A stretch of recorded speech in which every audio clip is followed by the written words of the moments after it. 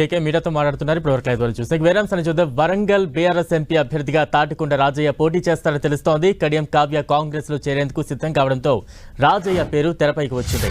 రాజయ్యను MP బరిలో నిలిపేందుకు BRS సిద్ధమవుతున్నట్లు సమాచారం. ఈ విషయంతో కార్యకర్తలతో చర్చించి నిర్ణయం తీసుకుంటారని రాజయ్య తెలిపారు. అసెంబ్లీ ఎన్నికల్లో టికెట్ ఇవ్వకపోవడంతో రాజయ్య బీఆర్ఎస్ కు రాజీనామా చేశారు.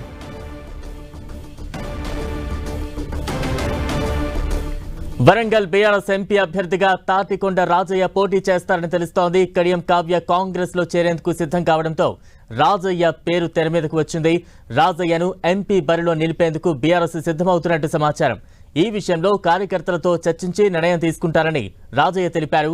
అసెంబ్లీ ఎన్నికల్లో టికెట్ ఇవ్వకపోవడంతో రాజయ్య బీఆర్ఎస్ కు రాజీనామా చేశారు.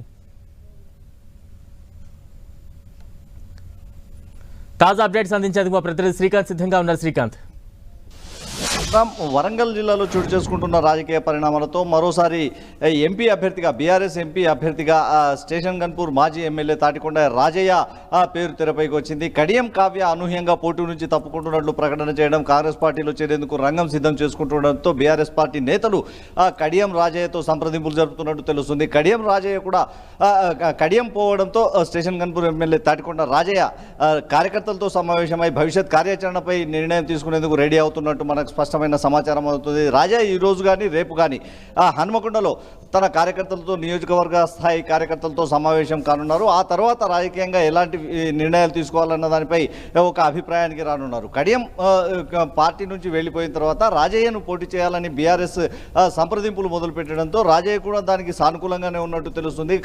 మెజారిటీ కార్యకర్తలు ఇప్పటికే రాజయ్యను ఎంపీ బరిలో ఉండాలని సూచిస్తున్నట్టు తెలుస్తుంది. గత అసెంబ్లీ ఎన్నికలకు ముందు ఎమ్మెల్యే టికెట్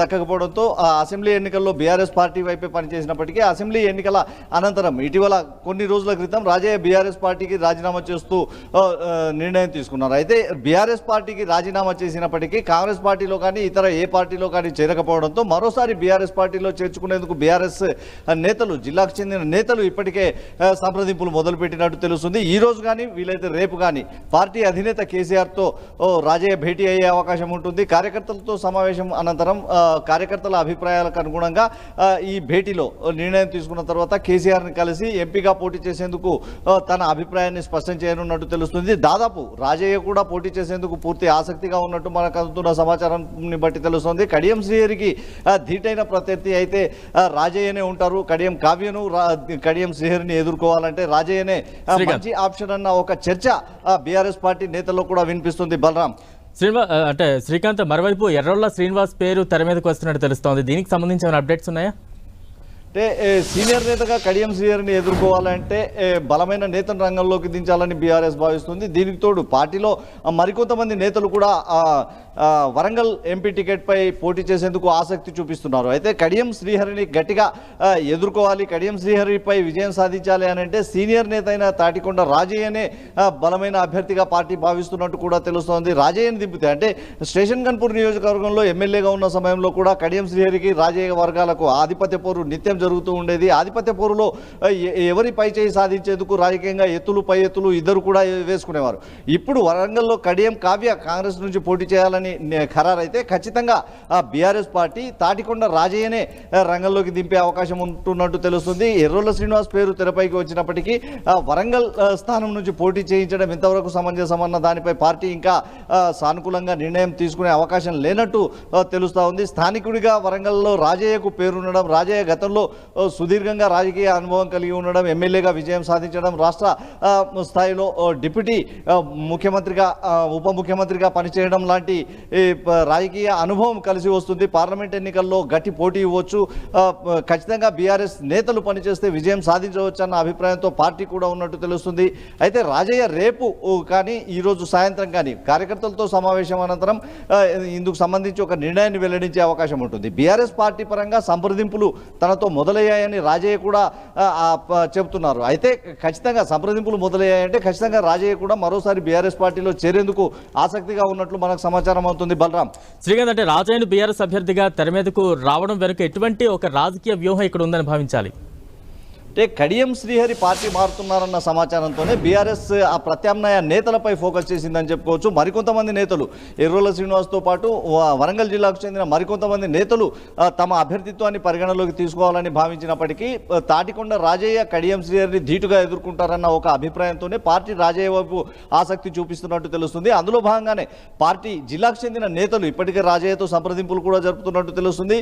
ఒక్కసారిగా సంప్రదింపులు జరిపి నిర్ణయాలు తీసుకునే కంటే కార్యకర్తల అభిప్రాయాలను పూర్తిగా స్థాయిలో పరిగణలోకి తీసుకొని కార్యకర్తల నిర్ణయం మేరకు రాజకీయంగా నిర్ణయాలు తీసుకుంటున్నట్లయితే రాబోయే ఎన్నికల్లో కార్యకర్తలు కూడా పూర్తి స్థాయిలో సహకరించే అవకాశం ఉంటుందన్న అభిప్రాయంతో రాజయ్య సమావేశాన్ని ఏర్పాటు చేస్తున్నారు. ఈ సమావేశం అనంతరం రాజయ్య మీడియా సమావేశాన్ని కూడా ఏర్పాటు చేసే అవకాశం ఉంది. మీడియా సమావేశం ద్వారానే కడియంపై విమర్శలు గుప్పించే అవకాశం ఉంది. కడియం శ్రీహరి ప్రధానంగా బీఆర్ఎస్ పార్టీకి భారీగా డిఫెన్స్లో వేసినట్టు పార్టీలో నేతలు తీవ్రంగా కడియం శ్రీహరిపై విరుచుకుపడుతున్నారు. పార్టీ టికెట్లు ఆశించిన నేతలకు కాదని పార్టీ అధినేత కేసీఆర్ కడియం కావ్యను అభ్యర్థిగా ఖరారు చేసినప్పటికీ ఒక్కసారిగా కడియం శ్రీహరి ప్లేట్ ఫిరాయించడాన్ని బీఆర్ఎస్ నేతలు తప్పడుతున్నారు. ఈ పరిస్థితుల్లో కడియం శ్రీహరిని ఎదుర్కోవాలంటే ఖచ్చితంగా రాజయ్య అభ్యర్థిత్వాన్ని తెరపైకి తేవాల్సిన అవసరం ఉందన్న ఒక వాదన బీఆర్ఎస్ నేతలు చేస్తున్నారు. అందులో భాగంగానే రాజయ్య పేరు తెరపైకి వచ్చింది. రాజయ్య పేరు దాదాపు ఖరారయ్యే అవకాశం కూడా ఉన్నట్లు మనం చెప్పుకోవచ్చు. బలరాం, అంటే తాజా పరిణామాలకు సంబంధించి తాజాగా అంటే స్థానికంగా ఉన్న క్యాడర్ నుంచి ఎటువంటి రియాక్షన్స్ వస్తున్నాయి బీఆర్ఎస్ పార్టీకి సంబంధించి? కడియం శ్రీహరి కాంగ్రెస్ పార్టీలో చేరుతారన్న నిన్న సాయంత్రం నుంచి జరిగిన ప్రచారంతో అప్పటి నుంచి కూడా రాజయ్య అనుచరులు పెద్ద ఎత్తున మద్దతు తెలుపుతూ కడియం శ్రీహరికి వ్యతిరేకంగా ఉండాలన్న ఒక అభిప్రాయాన్ని రాజయ్యతో పంచుకుంటున్నట్టు తెలుస్తుంది. కడియం శ్రీహరిని ఎదుర్కోవాలంటే రాజయ్యనే సరైన అభ్యర్థిగా ఉండాలంటూ బీఆర్ఎస్ పార్టీ నేతలతో పాటు రాజయ్య సామాజిక వర్గానికి చెందిన మాదిగ సామాజిక వర్గానికి చెందిన నేతలు బీఆర్ఎస్ కార్యకర్తలు పెద్ద ఎత్తున రాజయ్యపై ఒత్తిడి తెస్తున్నట్టు మనకు సమాచారం అవుతుంది. కడియం శ్రీహరిని సామాజిక వర్గంగా కూడా పైచేయి సాధించాలంటే కడియం శ్రీహరిపై ఖచ్చితంగా రాజయ్యనే మంచి అవకాశంగా ఉంటుందన్న అభిప్రాయాన్ని కార్యకర్తలు వ్యక్తం చేస్తున్న నేపథ్యంలో రాజయ్య కూడా ఇందుకు సానుకూలంగా ఉన్నట్లు మనకు కనిపిస్తూ ఉంది. రాజయ్య సానుకూలంగా స్పందించినట్లయితే బీఆర్ఎస్ పార్టీ పెద్దలు ఖచ్చితంగా రాజయ్య అభ్యర్థిత్వాన్ని పరిశీలించి ఫైనల్ చేసే అవకాశం ఉన్నట్లు మనకు చెప్పుకోవచ్చు. Thank you Srikanth.